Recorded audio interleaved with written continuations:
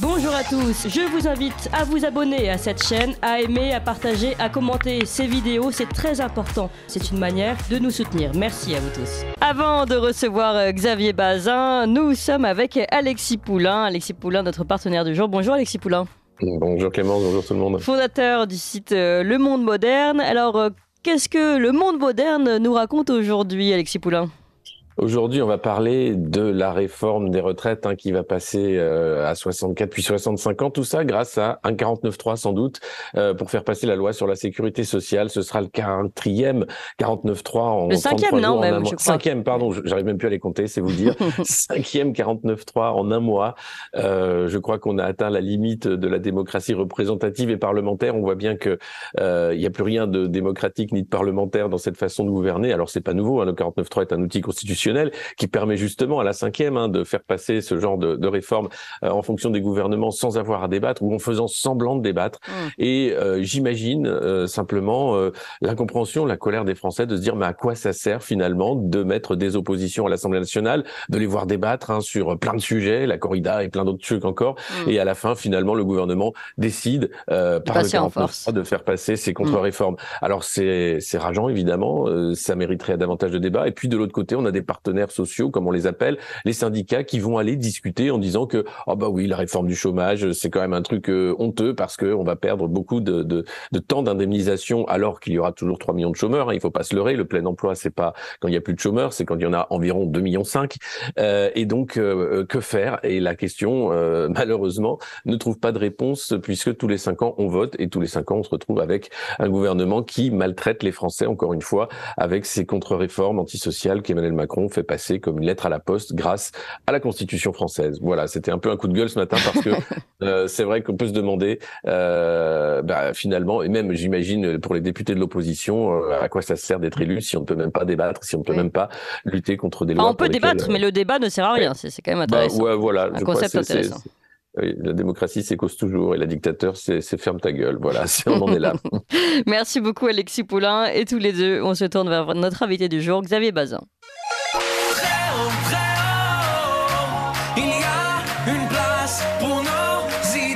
Vue de haut. Bonjour Xavier Bazin. Bonjour. Et nous sommes très heureux aujourd'hui de vous recevoir. Je rappelle que vous êtes journaliste scientifique, écrivain et auteur de ce livre à grand succès que vous aviez sorti pendant l'épidémie. C'est bien cela, Big Pharma démasqué aux éditions Guy Trédaniel. Rappelez-nous exactement, Xavier Bazin, à quel moment était sorti Big Pharma démasqué ?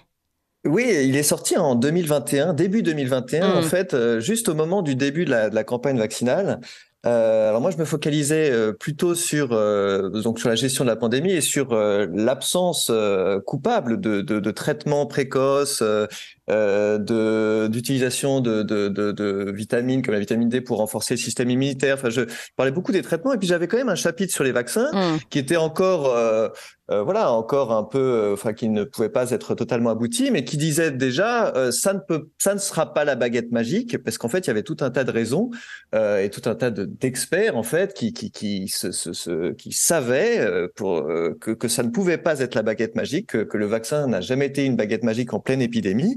Et étrangement, ce fait a été totalement mis sous le tapis. Il y a un son totalement contraire qui a été diffusé, et les experts justement qui tenaient ce discours-là ont été leur voix a été étouffée.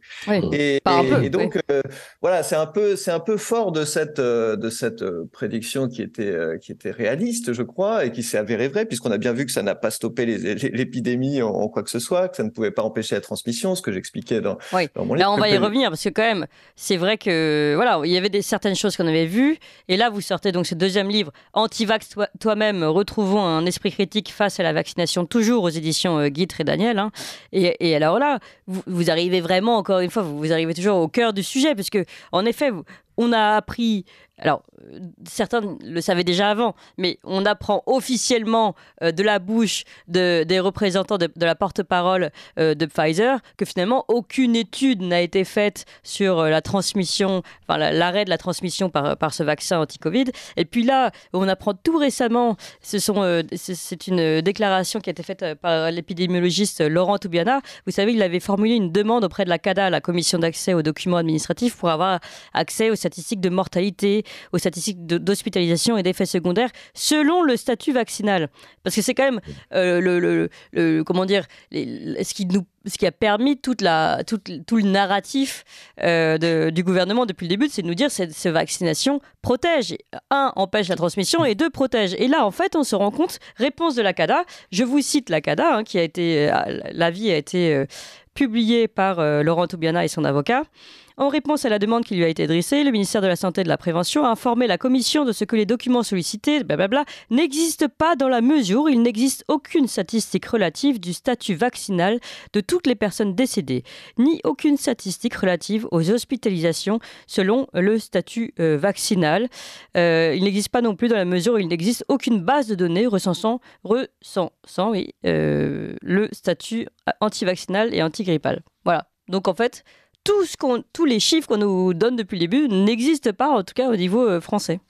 C'est incroyable. Oui, alors ce qui est incroyable, effectivement, c'est que, je ne sais pas si vous avez remarqué, depuis le printemps dernier, on ne nous donne plus le nombre d'hospitalisations, d'infections et de personnes en réanimation selon le statut vaccinal. Pourquoi ? Eh bien, on ne les a pas, mais tout indique, et notamment les chiffres dont on dispose dans d'autres pays, que les vaccinés, notamment en particulier les vaccinés 3 doses, sont disproportionnellement affectés par un test positif au coronavirus et sont sans doute aussi plus souvent hospitalisés et plus souvent en réanimation, ce qui est totalement l'inverse de ce que ce vaccin était censé faire. Mais je reviens du coup au début, comme vous l'avez dit, on apprend, comme si on apprenait aujourd'hui, enfin il semble qu'on apprend aujourd'hui qu'il n'avait pas été testé contre la transmission, ce vaccin. Mais effectivement, on le savait depuis le début, des voix s'étaient élevées pour le dire, et j'ajoute qu'il n'avait pas été testé non plus contre les formes graves. C'est quand même les deux choses les plus extraordinaires, c'est-à-dire que les deux éléments les plus importants pour pouvoir considérer que ce vaccin pouvait être utile, c'était 1, est-ce qu'il empêche une forme grave? Et 2, est-ce qu'il empêche sa transmission? Ces deux éléments n'avaient pas été testés dans les essais Pfizer, Moderna, AstraZeneca. Et sur la mortalité, on avait un nombre équivalent, voire même un peu supérieur de morts dans le groupe, dans l'essai clinique Pfizer et Moderna, dans le groupe vacciné, plutôt que dans le groupe non vacciné. Et c'est à partir de ces données-là qu'on a autorisé des vaccins très expérimentaux. Mais ces données ont-elles été connues ce sont les données de Pfizer, de laboratoire. Il suffisait de les lire et toute personne raisonnable et honnête savait qu'on n'avait aucun recul, aucune preuve d'efficacité sur les formes graves par rapport à ces vaccins. Toute personne honnête aussi savait que les coronavirus mutent très facilement. Et donc, il y était à craindre dès le début que rapidement, ces vaccins, fussent-ils efficaces au moment de leur introduction, deviennent rapidement inefficaces, voire contre-productifs, parce qu'on a dans l'histoire des vaccins des cas où lorsque le vaccin n'est pas exactement dirigé contre le virus, mais un variant, il peut s'avérer non pas inefficace, mais même contre-productif, parce que les anticorps ont été habitués à être dirigés contre un virus particulier, et du coup sont moins efficaces par rapport à un virus qui a un peu changé. Et donc tous ces éléments-là auraient dû nous faire agir avec beaucoup plus de prudence que ce qui ne l'a été, et pourtant c'est pas ce qui s'est passé. On a vu une vision totalement uniforme et totalisante de la vaccination. Et c'est bien pour ça que j'ai écrit ce livre, ce nouveau livre Antivax Toi-même, c'est pour essayer de comprendre qu'est-ce qui s'est passé pour qu'on oublie totalement tout esprit critique, tout recul, tout esprit de prudence, de précaution, et qu'on se lance tête baissée, et la société tout entière, parce que c'est quand même les politiques, les médias, les autorités de santé, les sociétés savantes, la majorité des médecins, il faut bien le dire. Donc pourquoi la société tout entière s'est lancée tête baissée dans cette campagne expérimentale, alors qu'il y avait dès le début, et comme je l'écrivais effectivement dans Big Pharma démasqué, pas tellement de raisons d'imaginer que ça puisse être une baguette magique, et des raisons d'être prudent. Et par contre, s'il y avait une chose que j'avais pas anticipée à l'époque, c'est à quel point les effets indésirables seraient aussi graves et répandus. Ça, je ne pouvais pas l'imaginer. Mais c'est ce qui peut arriver quand on diffuse très rapidement un vaccin expérimental avec une technologie qui n'avait jamais été testée de façon généralisée sur des êtres humains. Alors en effet, vous en parlez, c'est vraiment ce qui est passionnant dans votre livre, la grande manipulation, les mythes vaccinaux. Vous expliquez tout ça, comment on est arrivé finalement au point d'aujourd'hui. Je vous donne la parole à ce sujet. Alexis Poulain.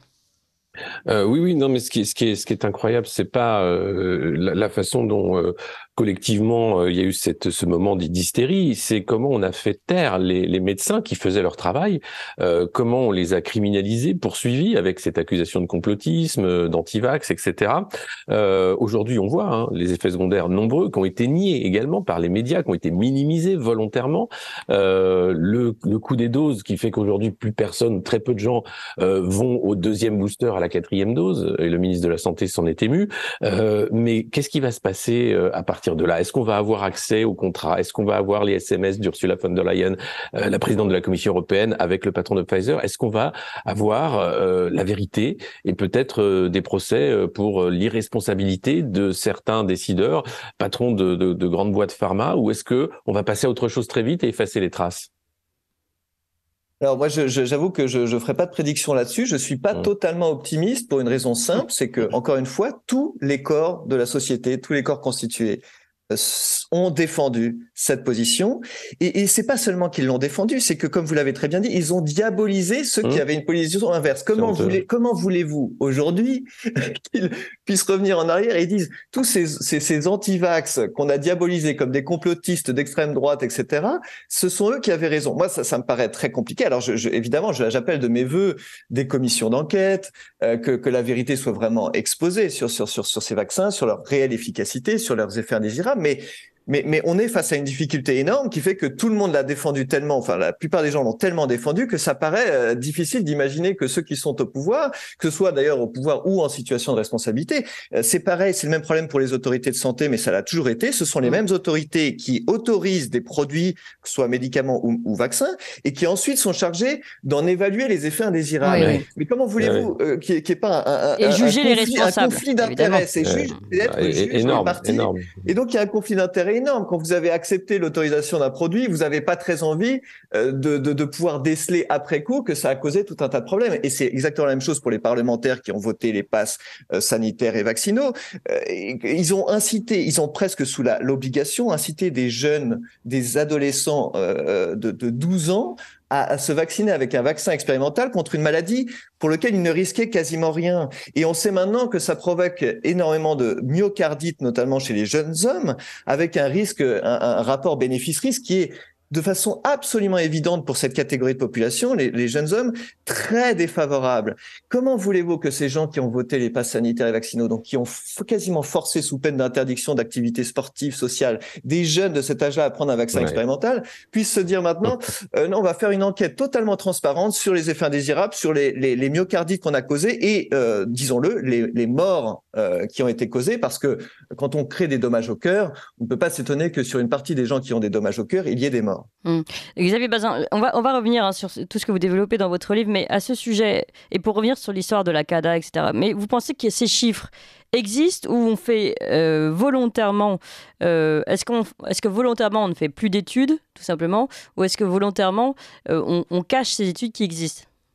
Ah oui, non, mais elles existent, elles existent dans les ministères. Elles ont, à un moment donné, il y avait des très belles courbes qui étaient données par Covid Tracker. Les chiffres existent parfaitement quelque part.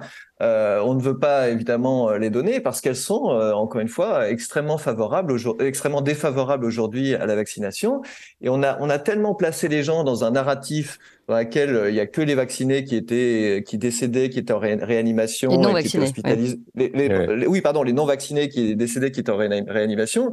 Que dire qu'aujourd'hui, en fait, l'ultra majorité des vaccinés, enfin des personnes en réanimation ou décédées sont triple ou quadruple dosées. Ça ferait un peu désordre.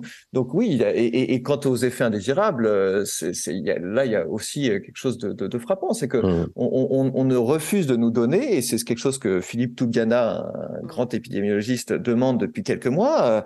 Une donnée simple, c'est de savoir parmi tous ceux qui sont décédés depuis le début de la campagne vaccinale, qui étaient vaccinés et qui n'étaient pas, pour avoir une idée globale, parce qu'on nous a donné beaucoup des chiffres extrêmement biaisés tout au long de cette épidémie. Et au moins, il y a quelque chose qu'on peut pas biaiser, c'est parmi tous les morts qu'il y a eu, combien étaient vaccinés et combien n'étaient pas vaccinés. Oui, Oui, on va dire le poids de la simplicité d'une certaine façon. Alors, pour revenir un peu sur ce que vous développez, parce qu'il y a quand même des points très très intéressants dans votre livre, notamment sur le rôle, et vous avez commencé à parler des autorités. Alors, vous le dites, hein, les autorités elles-mêmes qui sont chargées au départ d'évaluer un produit sont les mêmes qui vont dire après, attention, qui sont censées dire si ce produit a des effets indésirables, et ensuite même de juger en responsabilité s'il y a des choses qui ont été passées qui n'auraient pas dû passer. Sauf qu'évidemment, on comprend bien que les autorités ne vont pas, elles, flageller. Alors, et dans ces autorités, évidemment, vous citez l'OMS avec le rôle important de Bill Gates. Est-ce que vous pouvez nous expliquer cela ? Oui, alors le rôle de Bill Gates dans l'OMS est majeur et il suffit de lire vraiment quelques éléments pour le comprendre. Ça n'a rien de complotiste, c'est-à-dire que c'est via sa fondation et via le Gavi, qui est une autre émanation de son action, c'est le plus grand contributeur financier de l'Organisation mondiale de la santé. Et par ce biais, il oriente de façon absolument extrêmement puissante les priorités de l'Organisation mondiale de la santé, qui se sont déplacées depuis une vingtaine d'années sur la vaccination quasiment à tout crin, faisant regretter à beaucoup de monde que d'autres priorités de santé, comme les maladies cardiovasculaires, les maladies métaboliques comme le diabète, soient largement négligées au profit des maladies infectieuses d'une part, et ensuite au sein des maladies infectieuses, d'une seule réponse possible qui serait la vaccination. Et précisons tout de suite que Bill Gates lui-même a des intérêts dans cette politique vaccinale. Alors, Bill Gates, en fait, les motivations de Bill Gates, elles sont difficiles à dire. Ce qui est sûr, c'est que il partage avec un peu ces entrepreneurs de la Silicon Valley cette idée que tout problème a forcément une solution technologique. Et donc, si on a un problème en fait de maladie infectieuse, la réponse est forcément technologique vaccinale. Il a aussi cette idée que toute solution technologique doit être rentable pour que le capitalisme puisse faire son œuvre. Et donc, ça veut dire qu'il y ait derrière des grandes industries pharmaceutiques qui puissent produire en masse de la vaccination, des vaccins et les distribuer largement. Et en fait, quand vous avez rien que sans préjuger d'autres motivations, mais ces deux pièces du puzzle avec solution technologique et solution rentable, eh bien, vous avez immédiatement quelque chose qui apparaît et qui sert beaucoup les intérêts de l'industrie pharmaceutique, dans lequel lui-même a des intérêts personnels, qui est la vaccination de masse comme réponse à tout problème. Or, je donne plusieurs exemples dans mon livre, mais il y a une épidémie par exemple, de choléra en Haïti. Des solutions extrêmement simples d'isolement des malades ont suffi à éradiquer en 2018 cette épidémie. Et pourtant, la Fondation Bill et Melinda Gates a absolument souhaité que l'on vaccine massivement cette population contre le choléra, alors que ça n'a pas fait vraiment la preuve de son efficacité, et que des mesures très low-tech de surveillance, d'endiguement, d'isolement des malades, d'apporter du savon et d'assainissement des eaux fonctionnent très bien et ont fonctionné largement contre cette maladie. Et tout est comme ça, si vous voulez. Il y a dans beaucoup de cas des mesures beaucoup plus simples. Et vous expliquez comment il fait aussi pour manipuler les études à ce moment-là. Oui, sa fondation finance énormément d'études scientifiques, et ça c'est un problème majeur. L'industrie pharmaceutique et la Fondation Bill et Melinda Gates financent énormément d'études scientifiques et donc forcément biaisent les résultats de ces études, parce qu'on sait bien que les financeurs ont une influence sur le résultat des études que l'on mène. Donc là, on voit clairement le rôle de Bill Gates. Vous disiez qu'il avait quand même des intérêts personnels dans la vaccination de masse. Via quel ? Alors, est-ce que vous pouvez nous réexpliquer à nos auditeurs comment ? Par quel D'abord, d'un point de vue de sa fondation, on sait que sa fondation a énormément d'actions dans les big pharma, dans les grands laboratoires pharmaceutiques. On sait également que sa fondation a acheté juste un peu avant la pandémie, de façon assez étonnante, beaucoup d'actions dans BioNTech. Qui, une fois la pandémie arrivée, va faire un partenariat avec Pfizer pour lancer ce grand vaccin, et dont le cours de l'action va être multiplié par 10. Donc là, il y a évidemment des conflits d'intérêts avec sa fondation. Et par ailleurs, là, on ne peut pas le savoir avec certitude parce qu'on n'a pas le contenu de son portefeuille personnel, mais tout milliardaire a forcément dans son portefeuille d'actions énormément d'actions pharmaceutiques parce que dans un portefeuille d'actions bien géré, c'est des actions qui sont jugées défensives, c'est-à-dire que elles fonctionnent, elles sont stables, elles sont robustes, quel que soit le cours de l'économie, que ce soit en croissance ou pas. Les actions pharmaceutiques sont toujours prisées. Donc voilà, il y a forcément de toute façon aussi un conflit d'intérêt à ce niveau-là. Alexis Poulain. Mais oui, c'est-à-dire qu'il y a eu des intérêts financiers énormes. On l'a vu d'ailleurs, l'idée, je parlais tout à l'heure des SMS entre la responsable de la Commission européenne et le patron de Pfizer. Mais il y avait aussi, quand on regarde par le passé, ce qui s'est passé avec le H1N1, où il y a eu à peu près la même mécanique. Tout de suite les vaccins, la commande massive de vaccins, mais il n'y a pas eu cette campagne de propagande ensuite et de censure. Qu'est-ce qui fait que cette fois-ci ça a marché, alors qu'il y avait pourtant des professeurs, des médecins, épidémiologistes, capés, professionnels, qui alertaient dès le début sur l'absence d'études sur la protection et la propagation du virus, sur la mutation rapide du virus, tout ça est documenté. Qu'est-ce qui fait que cette fois-ci ça a fonctionné? Alors, je dirais que ce sont les confinements. Ah oui. Les confinements ont créé une sidération dans la population qui a été absolument incroyable, a contribué aussi à la surmortalité qui a été utilisée aussi évidemment pour soutenir le programme de vaccination et surtout soutenir la peur, panique qui s'est emparée de la population. Et les confinements après coup ont continué à être utilisés comme mesure de chantage en disant mais c'est la vaccination ou le confinement. Donc moi je dirais que c'est l'énorme différence avec 2009. Alors il faut dire aussi que le virus était quand même plus létal, le coronavirus était plus létal que celui de la grippe H1N1, c'est un facteur, mais le facteur décisif, c'est les confinements qui ont sidéré totalement les populations et qui ont vraiment acté qu'il y avait une situation totalement de crise et de peur et qu'il fallait entrer dans un régime de la peur et dont on ne pouvait sortir qu'avec le vaccin. Et c'est important quand même de vraiment, et dès avril 2020, donc en plein confinement, Emmanuel Macron dit la première réponse, c'est le vaccin. C'est très étonnant. Il y a encore aucun vaccin qui a été conçu, qui a pu être conçu, fabriqué. On sait très bien que ça met beaucoup de temps de créer un bon vaccin. On sait très bien que c'est difficile et c'est long de vacciner une grande partie de la population. Et avant même de parler des traitements, des mesures de prévention, on était encore en confinement en avril, un mois après le début du confinement, et il dit la première réponse, c'est le vaccin. Et c'est pour ça qu'il faut, et ça n'a pas été vraiment critiqué, et la raison principale, c'est que l'on vit sur une forme, et ça ne date pas d'hier, sur une forme de religion vaccinale.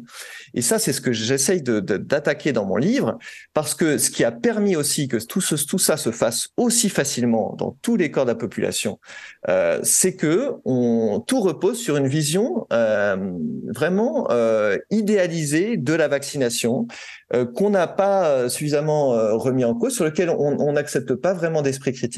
Et je pense qu'il est temps de retrouver un esprit critique, pas seulement sur la vaccination Covid, mais sur l'ensemble des vaccinations, parce que le fait d'avoir pendant trop longtemps imaginé que c'était une baguette magique, que ça ne pouvait pas avoir d'effet indésirable et que c'était toujours efficace, je caricature, mais c'est un peu la vision que la plupart des gens ont de la vaccination, eh bien c'est ça, je pense, qui a permis aussi de lancer cette campagne et d'avoir un tel succès de participation à la vaccination et d'un tel succès dans la diabolisation aussi de ceux qui ne voulaient pas l'être, parce qu'on imaginait que c'était un outil un peu magique et sur lequel il est temps de reprendre un peu de recul et de regarder un peu et de séparer les avantages et les inconvénients vaccin par vaccin. Oui, c'est ce que vous faites d'ailleurs dans votre livre, donc on va y revenir. C'est 3 grands mythes vaccinaux.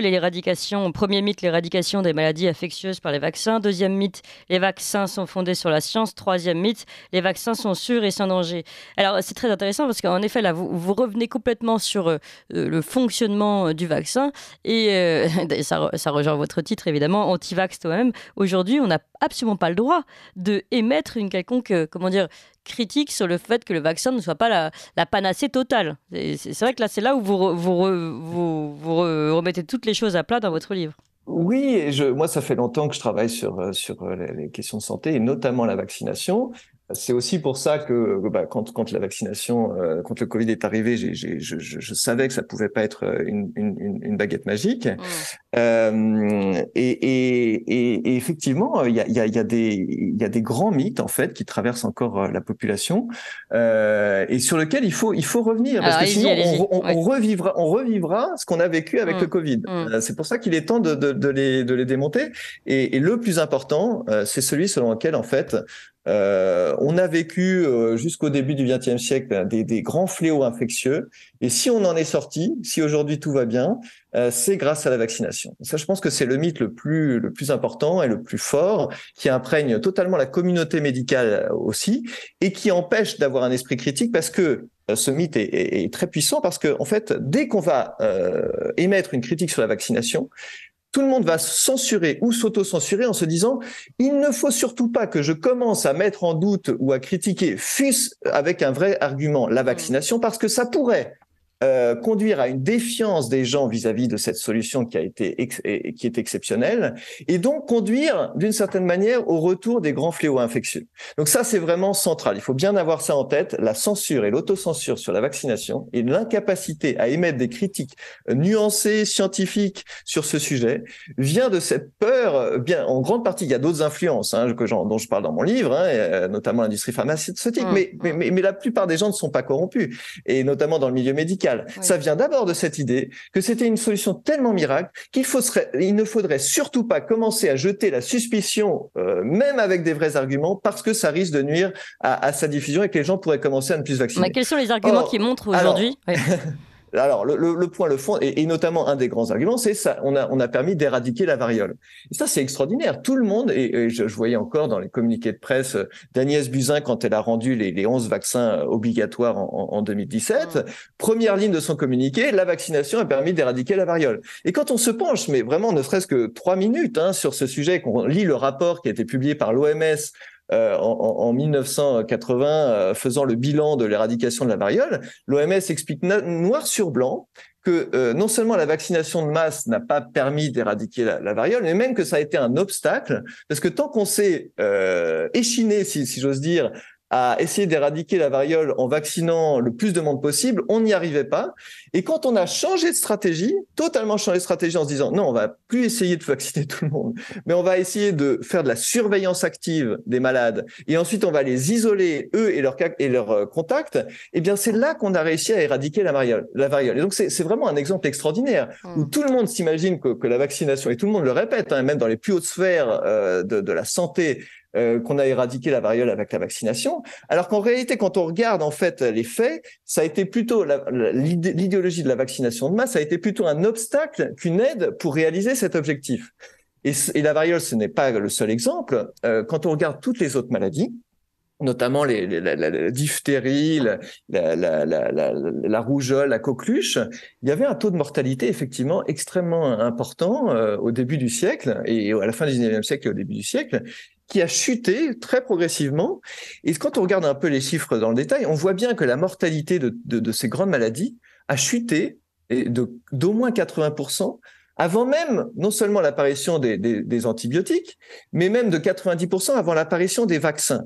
Donc, qu'est-ce qui a fait pendant toute la première moitié du XXe siècle que pour la plupart des grands fléaux infectieux, la mortalité chute sans vaccin et même pour la plupart sans antibiotiques? Eh bien, la réponse, elle est moins glorieuse pour le corps médical, mais c'est l'amélioration des conditions de vie et l'éradication de la grande pauvreté, la grande pauvreté qui conduit à des situations de carence, notamment alimentaire pendant l'enfance, qui fait qu'on est vulnérable à n'importe quel virus, à n'importe quelle infection, et qui causait, même sur des virus qui aujourd'hui semblent très banals, comme la coqueluche ou la rougeole, dans les débuts des années 80, c'était vraiment une maladie qui tuait très peu de monde, et tout le monde, tous les enfants l'avaient sans qu'on s'en inquiète. Ça tuait beaucoup de monde parce que en fait, les enfants, du fait de la grande pauvreté, et bien sûr, il y a aussi les problèmes d'hygiène, de dégoût, d'assainissement des eaux, mais j'insiste sur ce point, sur les carences extrêmes alimentaires infantiles qui font qu'on est vulnérable, parce qu'on revient en fait à un concept qui est fondamental, c'est celui du terrain. Qu'est-ce qui est le plus important face à une maladie infectieuse?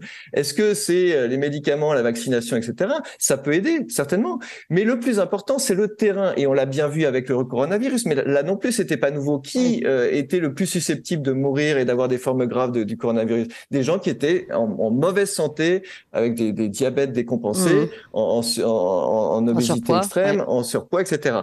Et dans tous les cas, et ça vaut pour toutes les maladies infectieuses, c'est d'abord le terrain qui compte. Et si vous avez un bon terrain avec un système immunitaire qui fonctionne bien, eh bien, vous avez beaucoup moins de problèmes. Vous pouvez affronter. Mais le problème, Xavier Bazin, c'est que le bon terrain ne coûte pas d'argent, enfin ne rapporte pas d'argent, comme celui d'ailleurs, même il en coûte presque à l'industrie agroalimentaire. Exactement, ça ne coûte rien, manger sainement. Et en plus, je dirais que la question de l'argent a vraiment imprégné et biaisé le débat, surtout depuis les années 1980. Mais avant, l'industrie pharmaceutique ne faisait pas tant d'argent que ça sur la vaccination. Je dirais qu'avant, l'idéologie vaccinale était vraiment liée à l'idéologie du progrès et au prestige du corps médical, à cette idée que le progrès et la médecine étaient ce qui avait, et le progrès technologique et la médecine étaient ce qui avait pu vraiment changer totalement la donne, alors que c'est des choses beaucoup plus simples et basiques que ce qu'était l'assainissement des eaux, les égouts et surtout l'amélioration, la sortie de la grande pauvreté et la fin des cités ouvrières aussi, qui étaient dans des conditions d'hygiène invraisemblables, et la malnutrition infantile qui était caractérisée. Toutes ces choses d'ailleurs ont encore cours aujourd'hui en Afrique, et étrangement, là encore, on se focalise essentiellement sur la vaccination plutôt que d'essayer de faire ce qui a fonctionné en fait dans les pays occidentaux au début du siècle, c'était focaliser sur la nutrition, éviter la malnutrition et l'assainissement des eaux. Et là, tout l'argent que la Fondation Bill et Melinda Gates et que l'OMS met dans la vaccination dans ces pays-là devrait aussi être mis sur d'autres priorités qui ont beaucoup plus d'impact sur toutes les maladies infectieuses. Alors Xavier Bazin, c'est absolument passionnant. On continue d'en parler avec vous et avec Alexis Poulain. Il est 9h sur Ligne Droite et on fait un rapide point sur les informations. Ligne Droite. Très haut, il y a une place pour nos idées. Vue de haut. Nous sommes toujours avec Xavier Bazin pour ce nouveau livre Antivax Toi-même. Xavier Bazin qui a vu un grand succès avec son premier livre Big Pharma démasqué, toujours aux éditions Guitre et Daniel. Xavier Bazin, je le rappelle, est journaliste scientifique et écrivain. Et nous sommes également, évidemment, toujours avec Alexis Poulain, fondateur du site Le Monde Moderne. Alexis Poulain, je vous donne la parole. Alors, on a quand même bien parlé de ce moment vaccin. Qu'est-ce qui fait qu'aujourd'hui il y a toujours cette idée de vouloir continuer alors qu'on a les preuves de la limitation de cette stratégie, de ces dangers. Or, on a un ministre de la Santé qui refuse de réintégrer les soignants qui n'ont pas fait cette injection, qui refuse de revenir et qui veut continuer avec la suite, puisqu'on ne sait pas combien de doses il y aura par la suite, puisque le Covid est toujours là. Qu'est-ce qui fait qu'on n'arrête pas, en fait, on met pas un moratoire ou on n'essaie pas autre chose? Écoutez, c'est d'un point de vue strictement factuel et scientifique, c'est totalement mystérieux pour moi. Et donc, on ne peut qu'en déduire qu'il y a des forces, notamment financières, qui jouent beaucoup dans ces décisions. J'explique à quel point, dans mon livre, l'industrie pharmaceutique, depuis les années 80, a trouvé dans la vaccination une nouvelle manne financière à un moment où la découverte de nouveaux médicaments efficaces commençait à se ralentir sérieusement. Et les vaccins sont d'autant plus une manne que, contrairement aux médicaments qui ne touchent que les malades, les vaccins, on peut toucher tout le monde, toute la population, et même si potentiellement toute la population mondiale, ce qu'évidemment aucun médicament ne peut faire. Et en plus, l'autre avantage de la vaccination, c'est que on peut rarement faire de générique avec la vaccination, c'est-à-dire que 10 ans, 20 ans après encore le lancement d'un vaccin, on continue encore d'avoir d'une grosse rentabilité. Et enfin, bien bien souvent, quand un laboratoire pharmaceutique lance un vaccin qui est approuvé, ce sont les États et finalement les contribuables qui indemnisent les effets indésirables et non pas les laboratoires eux-mêmes, contrairement à ce qui se passe dans les médicaments. Donc on a là vraiment tous les facteurs réunis pour faire de la vaccination une manne pour les laboratoires. On a vu que Pfizer est en passe de faire 100 milliards de dollars de chiffre d'affaires sur son vaccin. C'est 2 fois le chiffre d'affaires annuel qu'il faisait avant la pandémie. Ce sont des montants considérables, et avec ces montants considérables vient la possibilité d'une corruption massive et considérable dans tous les domaines de la société, que ce soit auprès des experts, auprès des autorités de santé, auprès des médias pour soutenir le message. Et c'est ce que j'essaye aussi et auprès des revues scientifiques, parce que malheureusement, même les revues scientifiques ne sont pas neutres et ont des actionnaires communs à Pfizer, ce qui est quand même incroyable et qui en dit long sur l'état en fait du débat scientifique. On a vu le fameux scandale du Lancet qui aurait pu mettre la puce à l'oreille à un certain nombre de personnes. Tout à fait. Et il y a eu d'autres scandales où des articles critiques vis-à-vis du vaccin ont été retirés par l'éditeur scientifique sans raison du tout scientifique, sans raison valable, simplement sous la pression.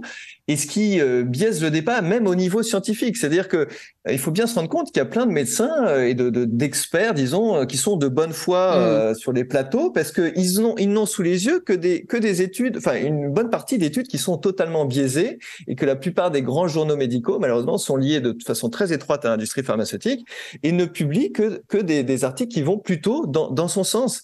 Et donc, en fait, à tous les échelons, du début jusqu'à la fin, il y a des biais, et même au niveau des essais cliniques, la manière dont on conduit un essai clinique, et ça a été le cas avec Pfizer, où il y a de grands doutes et de grands soupçons de fraude, même au niveau de l'essai clinique. Donc, quand on nous a dit 90-95% d'efficacité, même sur les symptômes, sur les Covid symptomatiques, pas sur les formes graves ni sur la transmission, même ça, c'est sujet à caution, parce que c'est fait dans une grande opacité, sans réel contrôle des autorités de santé, et par des investigateurs qui sont payés par Pfizer et qui ont donc tout intérêt à biaiser les résultats. Donc on est vraiment face à une machine absolument terrible et gigantesque qui veut nous faire avaler la baguette magique vaccinale à tout prix. Et c'est pour ça que vraiment qu'il faut se lever, et surtout que ça continue, puisque vous avez parlé de la non-réintégration des soignants suspendus, mais ça ne s'arrête pas là, puisque François Braun vient de déclarer qu'il envisage de rendre obligatoire une autre vaccination contre le papillomavirus. Donc on ne connaît pas bien ce vaccin dans le grand public, mais il faut quand même en dire un mot, parce que la moitié aujourd'hui des jeunes filles de 15 ans sont vaccinées avec ce vaccin. C'est un vaccin qui est censé... donc on vaccine les jeunes filles à 15 ans en espérant éviter des cancers du col de l'utérus à 40 ans, sachant qu'on n'a absolument aucune étude, évidemment, et aucun recul qui nous permet de dire que ça puisse éviter le moindre cancer, puisqu'on n'a pas du tout le recul suffisant. Et par contre, ce qu'on a, c'est des soupçons très forts d'une très forte toxicité chez une petite minorité de jeunes filles qui ont eu des effets indésirables très graves, invalidants, où elles deviennent handicapées à vie, et notamment parce qu'il y a dans ce vaccin un adjuvant d'aluminium totalement nouveau, qui n'est pas le même aluminium qui était dans les autres vaccins, qui n'a jamais été testé correctement. Et donc, c'est la même histoire, c'est-à-dire qu'on a un vaccin dont on n'a absolument aucune idée réelle de l'efficacité, dont on a des éléments très forts avec des victimes qui ont été indemnisées pour des effets indésirables extrêmement graves et totalement invalidants. Et malgré cela, on continue à le recommander aux jeunes filles, on le recommande depuis peu aux garçons. Et là, François Braun nous indique, sans préjuger qu'il devienne obligatoire ou pas, je rappelle que ce vaccin est important, alors qu'en plus, et cerise sur le gâteau, si j'ose dire, dans les pays dans lesquels il a été introduit massivement, on constate une augmentation du nombre de cancers du col de l'utérus plutôt qu'une diminution. Donc là, vraiment, on a tous les éléments qui pointent vers un nouveau scandale sanitaire qui risque de passer beaucoup plus inaperçu que le Covid, parce que il ne date pas d'hier, et dans la plupart des autres vaccins, c'est passé plus inaperçu, parce qu'il y a des scandales qui concernent d'autres vaccins. Et celui-là, je dirais que si l'on accepte le vaccin Covid, c'est vraiment pour les jeunes le pire vaccin possible. Tous les éléments montrent qu'il faut au minimum avoir une précaution infinie avec ce vaccin et qu'il faut l'éviter par précaution. Et pourtant, c'est ce vaccin-là que dont François Braun nous annonce peut-être le passage à l'obligation dans quelques mois, quand il aura reçu des avis complaisants de la Haute Autorité de Santé et du Comité consultatif d'éthique. Je trouve que c'est absolument incroyable, et c'est pour ça qu'il faut vraiment aller au-delà de cette affaire Covid, se réaliser qu'il y a une religion vaccinale où on ne questionne plus le vaccin, on n'a pas le droit de le questionner, qu'il y a d'autres vaccins où il y a des problèmes, et qu'il faut pour chaque vaccin regarder très sérieusement et très attentivement les études sur lesquelles ça a été fait et les effets dans la vie réelle de ces vaccins, et commencer à se poser des questions, et que les parents commencent à se poser des questions, en particulier pour leurs enfants. Oui, alors là, vous avez dit beaucoup de choses. Il y a une première question peut-être sur les adjuvants. En effet, vous avez parlé de l'aluminium. Et il se trouve qu'aujourd'hui, même les vaccins qui ont pu faire leurs preuves sont aujourd'hui un peu modifiés. Et ils ont de plus en plus de part de cet adjuvant aluminium qui peut causer des problèmes. Et oui, en fait, le problème fondamental, c'est que, en fait, on ne sait pas, je pense que, pour le dire vraiment un peu brutalement, on ne sait pas ce qu'on fait aujourd'hui quand on vaccine, pour une raison simple, c'est qu'on n'a jamais conduit d'études contrôlées, randomisées contre placebo, sur des échantillons suffisants avec les vaccins infantiles. Il y a deux raisons à cela. Une raison historique, c'est-à-dire que quand on a vacciné au milieu du siècle, on n'avait pas ces outils d'évaluation, vraiment scientifiques, et donc, voilà. Après, pourquoi pas, un peu d'empirisme ne fait pas de mal, mais le fait est qu'on n'a pas une évaluation vraiment réellement scientifique de ces vaccins. Et depuis les années 80, il y a eu un coup de force pharmaceutique où, alors même que ces études randomisées contre placebo se sont développées et qui sont devenues absolument incontournables pour n'importe quel médicament, pour les vaccins, eh bien, il y a eu des dérogations, et on a pu donner des faux placebos, par exemple, des placebos dans lesquels, en fait, on mettait de l'aluminium. Et donc, si vous mettez dans votre placebo de l'aluminium et que vous dites, ah bah, finalement, ça va, à la fin de mon essai clinique, que ce soit dans le groupe vacciné ou non vacciné, j'ai autant d'effets indésirables. Mais ça ne veut rien dire, parce que si l'aluminium... Mais ça, est-ce que vous pouvez citer, il s'agit de quelle étude, par exemple, celle où on a mis de l'aluminium dans les placebos? C'est quand même très grave ce que vous dites.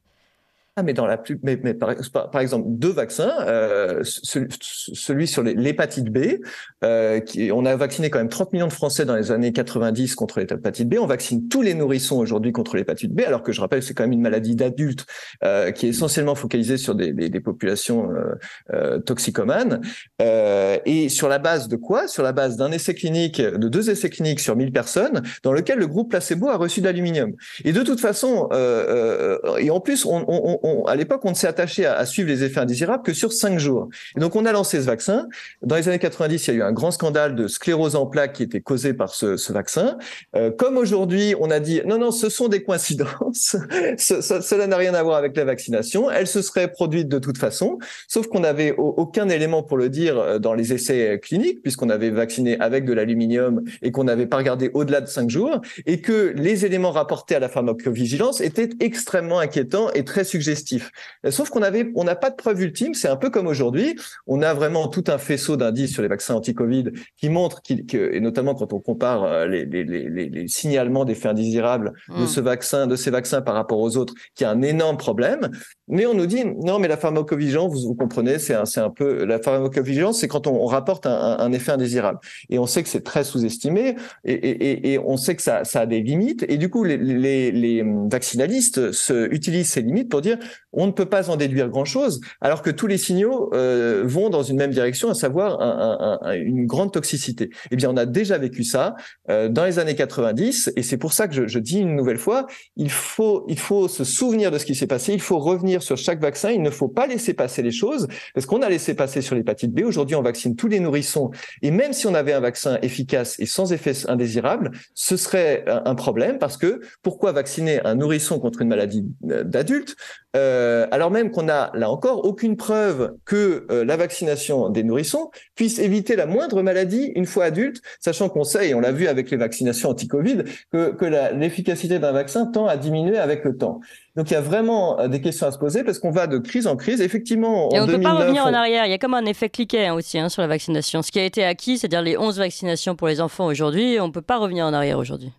Alors on ne peut pas, mais pourquoi? Parce que il y a cette idéologie massive qui fait que toute critique des vaccins, on se fait traiter d'anti-vax, d'où le titre de mon livre, Anti-vax toi-même, parce que je me moque un peu de cette façon de catégoriser les gens, mais qui est très utile et qui est très efficace, parce que l'idée c'est d'enfermer les gens qui ont un esprit critique et qui apportent des éléments scientifiques dans l'idée que ce sont des gens réfractaires par principe à la vaccination. Moi je ne suis évidemment, je le précise, même si je devrais même pas le préciser, je suis absolument pas réfractaire à la vaccination en principe. Si on me montre par des études suffisamment contrôlées qu'elles ont un bénéfice qui est supérieur au risque, je dirais très bien. Le problème, c'est qu'on nage dans un néant scientifique, vraiment.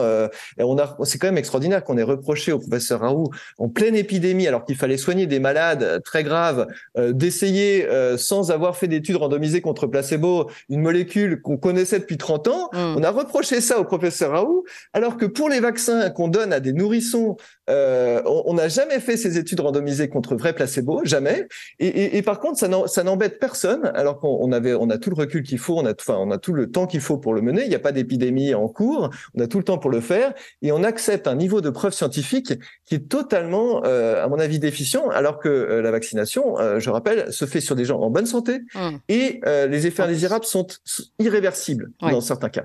Donc c'est quand même quelque chose qu'il faut manier avec précaution. La dernière question pour Alexis Poulain. C'est vrai que c'est incroyable de voir qu'on vit ce moment-là. Qu'est-ce qui pourrait remplacer dans le corps médical cette nouvelle croyance dans le tout vaccinal? Est-ce que on va en revenir? Est-ce qu'il y a des voix qui commencent à être plus nombreuses? Et est-ce qu'il y a d'autres pistes pour protéger et soigner les humains?